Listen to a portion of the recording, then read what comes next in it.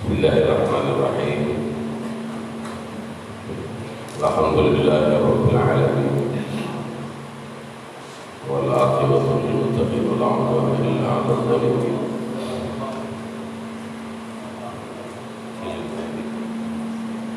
Allahumma shalli wa sallim wa barik wa zid ala sayyidina wa nabiyyina Muhammadin wa ala alihi wa ashabihi والتابعين. قال المؤلف رحمه الله تعالى ونفعنا به وبركاته ومدين بسم الله الرحمن الرحيم. القواعد العامة التي وضعها الإسلام ليسير على ضوئها المسلمون وهي النهي عن البحث فيما لم يقع من الحوادث حتى يقع. الله تعالى أي الذين آمنوا لا تسألوا عن أشياء تحدثكم تسؤكم. وفي الحديث أن النبي صلى الله عليه وسلم نهى عن الأغلوطات وهي المسائل التي لم يقع. ثانيا تجنب كثرة السؤال بعض المسائل. في الحديث إن الله كره لكم القيل والقال وكثرة السؤال وإداءة المال إلى آخره.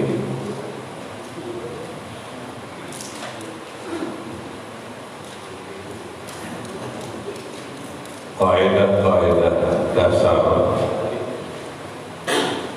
yang dihantarkan, yang disajikan oleh Islam agar umat Islam sampai hari kiamat berjalan di rel itu, di landasan itu, di kaidah itu adalah dilarangnya umat Islam membahas masalah-masalah yang belum terjadi. Biarkan masalah-masalah yang belum terjadi akan dibahas oleh ulama-ulama yang akan datang berikutnya. Jadi kan mesti dimuat semuanya, sebagaimana Al-Quran juga tidak memuat semuanya, sebagaimana hadis Nabi Sallallahu Alaihi Wasallam tidak memuat semuanya, hanya meninggalkan landasan-landasan paten, kaidah-kaidah yang canggih untuk umat Islam membahas kalau masalah itu sudah terjadi. Saya kasih contoh. Seandainya paru-paru manusia bisa diganti dengan paru-paru kambing, ini bagaimana hukumnya? Saya biarkan saja urusan ini kalau sudah terjadi. Biarkan saja urusan ini kalau sudah terjadi, nanti akan ditentukan oleh ulama yang kapan itu kejadian akan ijtihad mengambil hukum untuk ditentukan. Karena al-mustajaddat, masalah-masalah yang baru akan terjadi. Yang ada terjadi di zaman Nabi, tidak terjadi di zaman tabi'in, tidak terjadi di zaman terus-teruslah jadi, mungkin terjadinya tahun 3000 nanti. Biarkan ulama-ulama yang datang tahun 3000 nanti yang akan membahas masalah ini. Ya, kita kalau kita bicarakan, maka kita akan membicarakan masalah yang bisa kosong belum terjadi. Kenapa demikian? Kenapa al-fiqhul islami, fikih islami mesti mampu memberikan jawaban untuk zamannya. Fiqhul islami mestilah punya kemampuan untuk memberikan jawaban hukum di masanya. Yang ada sih masalah-masalah yang sudah terjadi, sholat ini puasa, ini hadis, ini itu sudah terjadi kan? Ini masalah-masalah yang belum terjadi. Maka ulama-ulama saat itulah yang berhak untuk ijtihad, menelurkan masalah dan memberikan jawaban kepada umat Islam.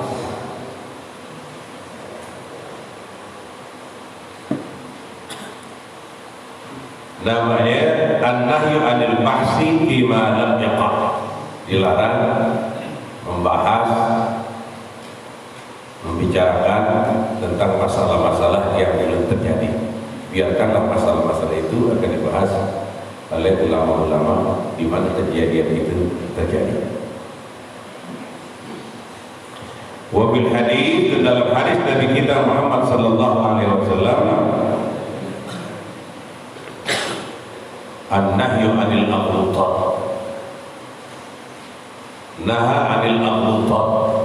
Nabi kita sallallahu alaihi wasallam melarang membicarakan masalah-masalah yang belum terjadi. Hadisnya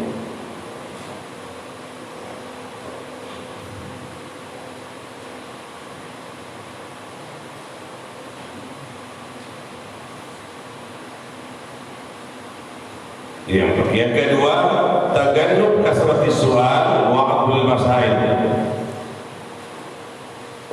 Berupaya untuk menjauh daripada banyak bertanya pada masalah-masalah yang jarang terjadi.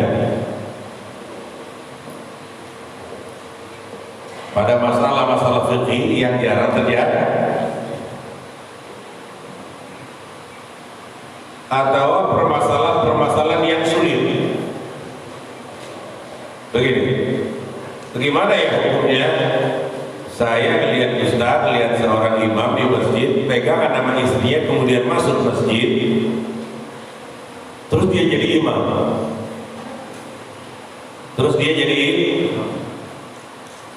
bagaimana ini ya?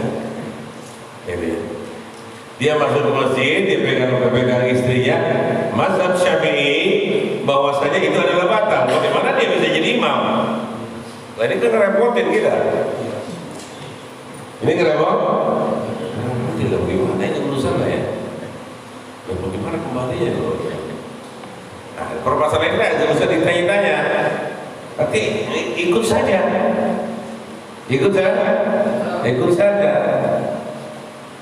Jadi bagaimana dalilnya? Antara satu bisyai'in farduhu ila Allah wa Rasul. Apabila terjadi khilafiyah dalam permasalahan ini, sudah ikut Allah dan Rasulnya saja sudah. Sedangkan apa yang kalau kita mengikut manhaj Rasul, artinya ada di antara a'imah yang memegang istrinya tidak batal. Kalau kita dalam ini lebih batal, bagaimana kita mengikuti? Iya, kalau sembahyang kalau sembahyang zuhur, asar, maghrib, kalau sembahyang Jumat kan jadi repot. Nah, itu namanya audul masail, masalah yang berat, atau disebut dalam kaidah fikih namanya waisatil masail, masalah yang ribet. Dalam fikih masalah yang ribet. Dan ngajinya mesti dalam kalau yang ini. Itu yang mesti berguru, mesti yang dalam. Fikihnya yang agak tinggian dikit, baru ketemu. Jadi kelihatan permasalahan ringan, tapi terkadang waduh, bagaimana nih, bagaimana repot. Takkan repot. Dan namanya masail musyaddadah, masalah-masalah yang agak rumit. Saya kasih contoh lagi, masalah-masalah yang rumit dalam qiraat, dalam bacaan. Fatihah ada berapa tasdidnya ini? Kalau ini bagaimana sebut hurufnya? Kalau ini dipres, kita juga banyak yang nggak boleh jadi imam ini.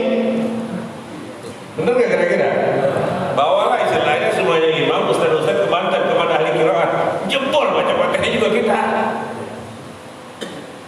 Benar ya?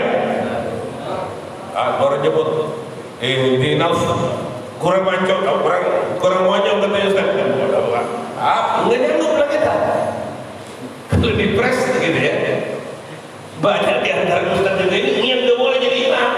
Makanya ini sudahlah, perbaiki baru jalan. Itu namanya waisatil masail, masalah-masalah fikih yang walaupun kita sudah kerjakan sehari-hari, tapi rumit. Mesti dipatenkan banget, karena repot. Baca ya, Pak. Kita ke Banten sama ahlinya, baru Baru auzubillah juga sudah digerentak kita. Baru auzubillah udah digerentak. Nah,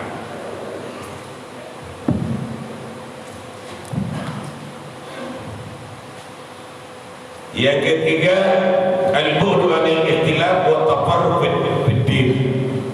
Masalah khilaf adalah fitrah insaniyah.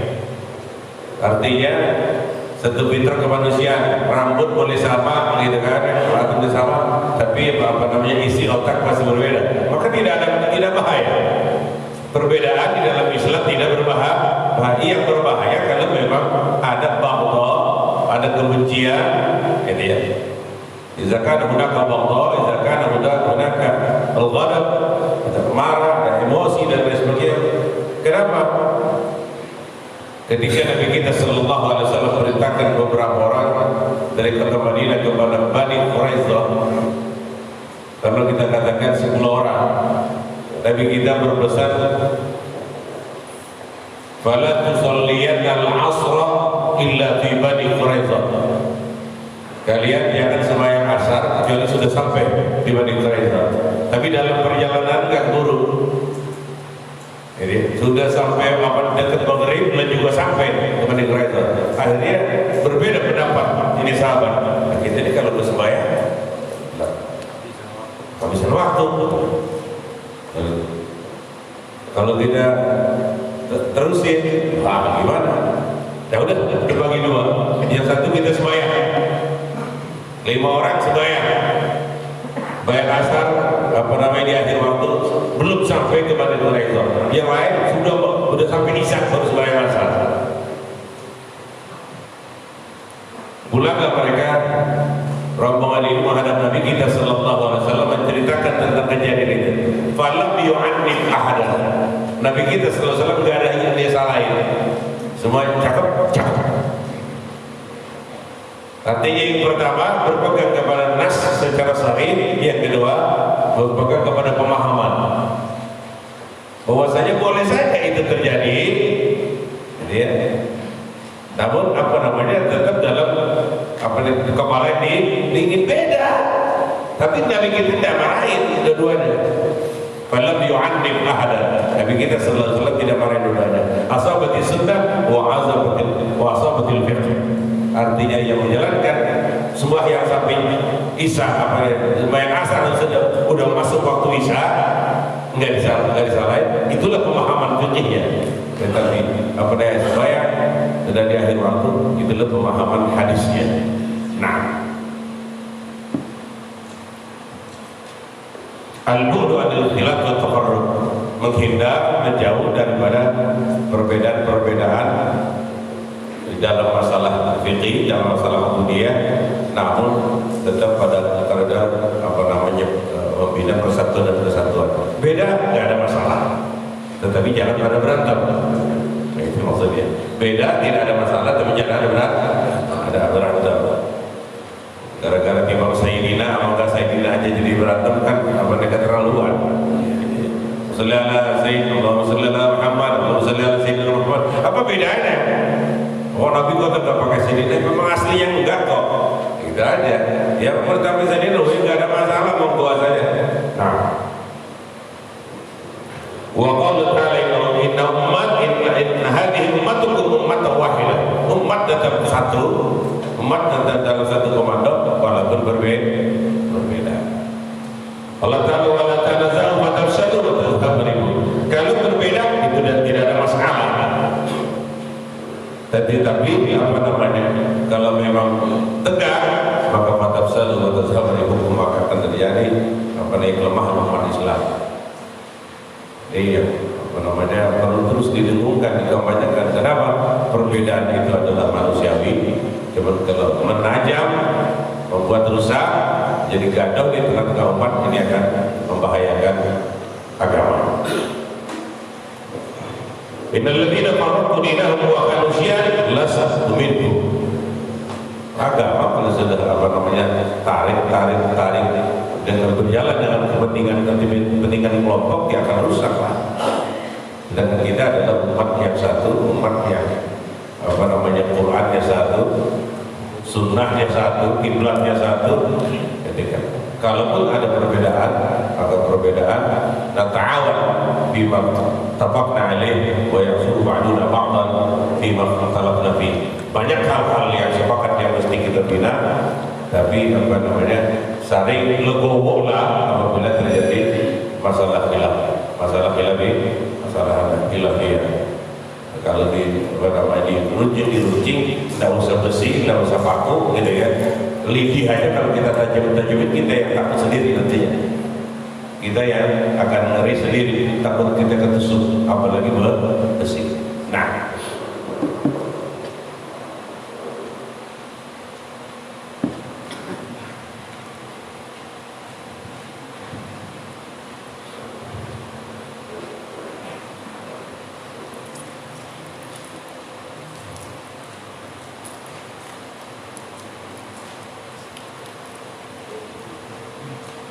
yang empat, radul masail al-mutanaza fiha ila al-kitab wa sunnah amalan bi qaulihi ta'ala fa in tanaza'tum fi syai'in farudduhu ila Allah wa Rasul.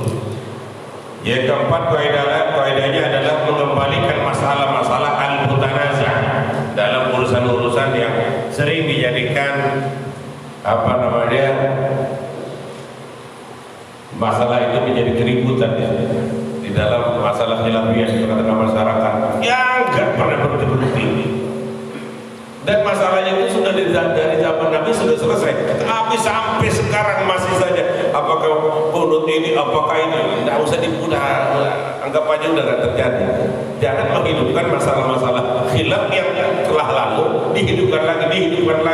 Kalau di YouTube, kalau di sosial media ini masih aja umat Islam gak pernah berhenti. Ya udah saling legowo saja. Nata'awal fi man taqaqna alaihi wa yazuru ba'duna ba'dan fi makhtalafna fi amrun bi ghayatil ahamiyah. Jadi masalah-masalah yang sudah lama, sudah mati, dihidupkan lagi, bagaimana kalau enggak mulut, bagaimana kalau enggak baca Fatihah, bagaimana tahlil, bagaimana ratib, ya kita udah baca saja. Tidak usah apa namanya dipermasalahkan. Kenapa? Masalah khilafnya udah ratusan tahun yang lalu. Jangan dihidup-hidupkan kembali. Sekarang bukan main. Debat katanya salafi, apa itu? Nggak akan apa namanya, memang nggak tertarik masalah-masalah semacam itu. Kenapa? Sudah terlalu lama khilafiyah itu terjadi, gitu kan ya? Dan tidak putus-putus. Kenapa? Bukan mencari kebenaran, mencari kemenangan.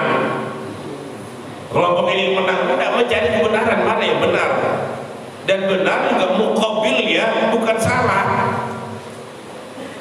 Ini afdal, ini kurang afdal. Itu hanya benar pada dasarnya. Jadi kalau kita mencari apa namanya, mana yang benar, bisa, tapi kalau mana yang benar, mana yang ini jadi rusak. Maka ala kulli muslimin lam yablugh darajatan nazar fi adillatil ahkam al-far'iyyah ay yattabi'a imaman min a'immatid din wa yahsul bihi mahadul ittiba' ay yata'arrafa ala adillati imamihi mastata' wa yataqabbal kull irsyadin rasulin bil dalil mata sahha indahu sidqu man arsadahu wa kibayatuhu wa yastakmil naqsaul ilmi in kana min ahli ilm hatta yablugha darajatan nazar. Bagi setiap muslim yang belum sampai kepada dapat menganalisa dalil, maka hendaklah mengikuti salah satu imam yang masyhur dengan ilmunya. Ikutin saja. Wah, kata Imam Ghazali begini, sudah ikutin, tidak ada masalah. Wah, apa namanya, rasanya agak berat masalah ini, pindah lagi, tidak ada masalah. Wa yastakmil naqsaul ilmi kana min ahli ilm hatta yablugha, namun tetap terus saja berupaya menyempurnakan ilmunya, mempelajari ilmunya, menambah ilmu hadisnya, menambah ilmu fikihnya, menambah ilmu tafsir, sehingga sempurnalah keilmuannya. Artinya apa? Kita menjadi pengikut yang bukannya taklid, tapi menjadi pengikut. Kalau memang harus apa namanya, di depan kita ada lubang, ya harus kita lompat dan sebagainya. Jadi permasalahan-permasalahan akan terus terjadi sampai hari kiamat. Tidak akan pernah berhenti, karena fikih itu apa namanya, zul ata'il wasi, akan memberikan apa namanya, terbanyak dari masalah, banyak sekali masalah-masalah yang apa namanya belum terbahas. belum terjadi, maka akan terjadi pula lah perbedaan di antara umat Islam.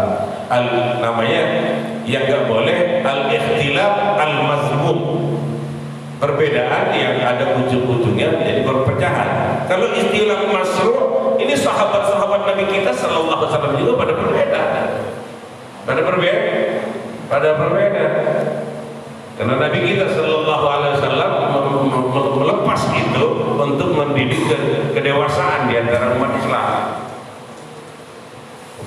Di medan perang pun terjadi. Bagaimana ini pendapatnya? Bagaimana agar Nabi kita sallallahu alaihi wasallam mendidik kedewasaan di antara para sahabatnya yang terus ilmunya diwariskan kepada tabi'in, diwariskan kepada tabi'in yang pada gilirannya ilmunya itu diwariskan kepada kita semuanya. Jadi jangan ada khilaf itu malah diperuncing, akan terjadilah perpecahan di antara umat Islam akhirnya. Yang kelima, wa qala ma farradna fil kitab min syai'. Pada dasarnya tidak ada yang tidak dimuat di dalam Al-Quran. Semua masalah-masalah dunia akhirat dimuat dengan Al-Quran, cuma pada masanya. Maka atau Al-Quran la yantahi, apa yang bisa diberikan oleh Al-Quran tidak akan pernah habis. Masa tadi kalau saya kata dunia ini akan tambah lagi 1000 tahun lagi, Al-Quran masih bisa memberikan ilmunya kepada umat Islam. Itu maka Allah mengatakan ma farratna fil kitab min syai', tidak ada yang tidak termuat di dalam Al-Quran.